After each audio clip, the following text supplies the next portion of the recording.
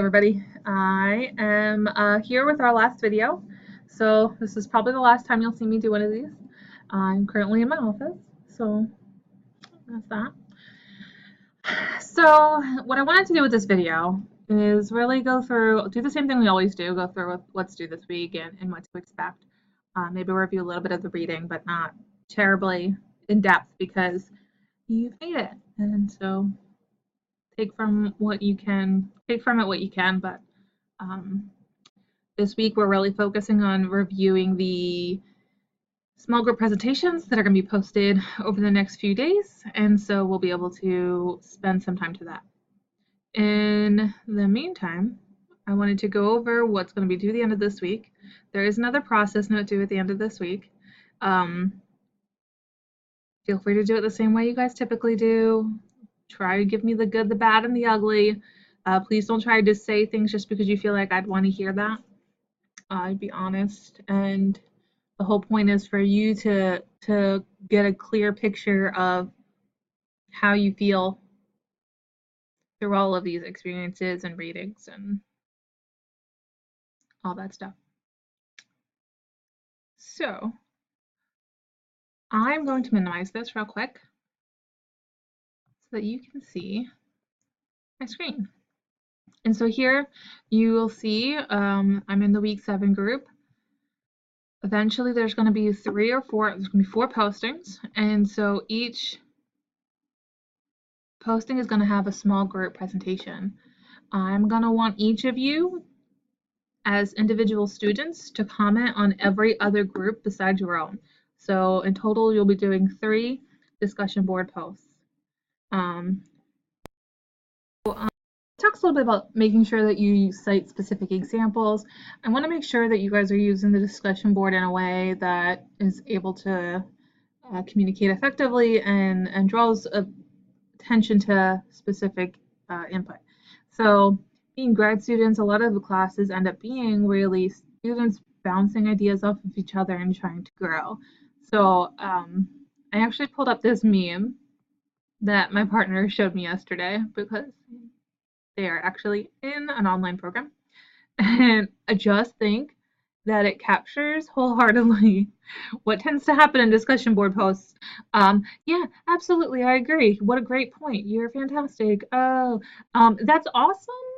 But if the point is to grow from each other, then I definitely think putting in some specific input is helpful as well. So that's the small groups. You guys should be pretty much wrapping up your group presentations at this point. Hopefully that works out well. And then let me go back to week 7. You do have 2 readings listed here, here. And so feel free to look into them. I definitely like powerful planning is important. I have it open here, but I'm not going to review it that much.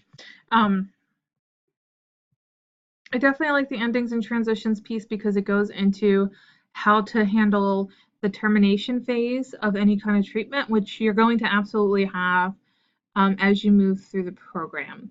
Maybe not immediately, like not this semester or next semester, but as you get into your clinical placements, you are going to see more and more of the need for this because you're either going to be in a facility that has short-term care, so you're going to have to do terminations frequently, or you're going to have a 9-month position, so you're just not going to be there forever. And so the termination reading helps you find ways to establish closure and help reinforce your role with that client or individual. For me, when I was working in the foster care setting, it was vital because you end up becoming such a significant role in these children's lives, and you end up leaving. And so what we ended up doing was creating kind of a very short scrapbook. It was like a little book about the things we did, the adventures we went on, and a little bit of the therapeutic coping strategies were part of it. Like I learned to do X, Y, and Z or whatever. But what I ended up doing throughout the academic year was taking the youth on like community outings to practice the skills, to reach their goals, do the things they want to do while they're in care. And so we were able to document what some of those adventures were. I found that that was helpful for me because it was really challenging to let some of those relationships go. But as you'll learn as you go through, maintaining a relationship with somebody after your therapeutic sessions are over is typically frowned upon. It can do a lot of damage actually, because the roles that you take with folks should be maintained and boundaries reinforced. So if you are taking a therapeutic role with somebody, you should not end up being anything more intimate, because anything that happens between the two of you could eventually have a really negative impact on whatever progress you had made. But you guys will go through that differently. That's a little bit of a tangent, but something to think about as far as creating a good tool set for how to deal with terminations. So that's the reading. So that's basically the semester. You're going to be doing your discussion posts, you have another process note, you're going to have these readings, and then what you're going to do is this evaluation survey. Please do the evaluation survey, and if you have any insight as far as how to make the interpersonal processes course a little bit more user-friendly for you, have at it. I will not get any of the feedback until after your grades are posted, so please don't feel like you have to change what you're going to say based on me. Also, I won't really know who said what, so good town. Something to think about is that you have your e-portfolio going forward. A lot of times I recommend students consider their next steps professional development paper for that, which I'll be reading this week. And so if you feel like that's something that's going to be helpful, please feel free to submit that in there. Okay. That is the bulk of the semester. What I wanted to kind of save for last is just a little bit of feedback, because I have gotten a lot of feedback about the design of the course. And so, make this bigger now. So, I am just going to talk a little bit about you guys for a little while. This has definitely been my most scholarly group of students. You guys have been phenomenal. Everyone has been very serious about their academic programming and has put a lot of care and effort into all the work they do. I certainly don't have anybody that I would consider to be like a slacker or trying to get away with anything. It's been amazing working with everybody here. I do know there's a lot of struggles with the online formatting of this course, specifically around meeting with your colleagues. And so a lot of students have discussed how it might be helpful to not have that group be so big, or the intensity of the project be so harsh. Okay, so here's the thing. The reason that is because we know everyone's going to struggle with getting everyone in the same place, getting everyone's expectations met. The point is to establish a group dynamic that's basically guaranteed to progress through chaos pretty quickly. And so as part of that, it has to be a challenging experience to get everyone on the same page.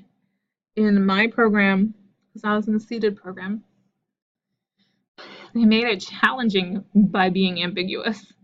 So they didn't tell us what our goals were for like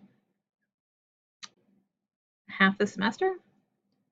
And so we were meeting every week and not really knowing what to do, and we didn't have a lot of direction. We hadn't learned any of the strategies, and we were all just like not even sure that we had to do a role play or what the role play had to have. And so we were meeting for weeks and weeks and weeks, and eventually that kind of pressure or the unknowing, it's like a boiling pot. And so that's something that propels groups into chaos and through to community. If we had a very simple project with, actually, we do have a very small groups this semester, and I did that on purpose because last semester's feedback was that, because usually it's 5 people in a group. And last semester, all of my students said, you can't have 5 people in a group. It's just too hard to get everybody at the same place. And so this semester I did 4. And I have to say, prefer the 5. I think, personally, I think that it is a struggle to get 5 people in the same room, and it's really a struggle to get 5 people on the same page, who feel the same way, who all have the same needs and same style. You're typically more likely to have more than one leader in a group, more than one type A personality, more than one organizer, and so that kind of friction is what causes people to grow and experience the group development. Even if groups end up in chaos at the end of the semester, that's considered a success because you're noting what it's like. You know what I mean? Like you're experiencing it firsthand, and you can say, oh, these are the reasons why I know this is chaos. These are the reasons why I know this is pseudo community, and that's the point. So, unfortunately, the group project is challenging, and I completely understand the frustration in trying to get everyone on the same page. I've told a lot of folks to trust the process, and this is what I'm talking about when I say that. I'm sorry that you had to deal with that hardship. I will say this isn't the last group project, but it's probably one of the more challenging ones. And it's challenging on purpose. The point is to be able to use this as an experience to understand the concepts firsthand.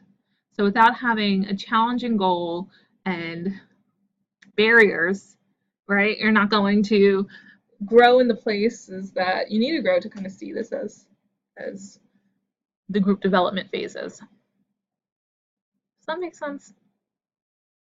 It's challenging on purpose, as terrible as that may be.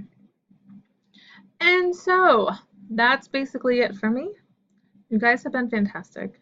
If you have any questions going through the last process note, please let me know.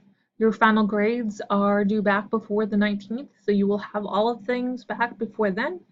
I'm about to just send you guys the process note for week 5, and then I will start getting on next steps. All right, guys, thank you so much for being part of the group.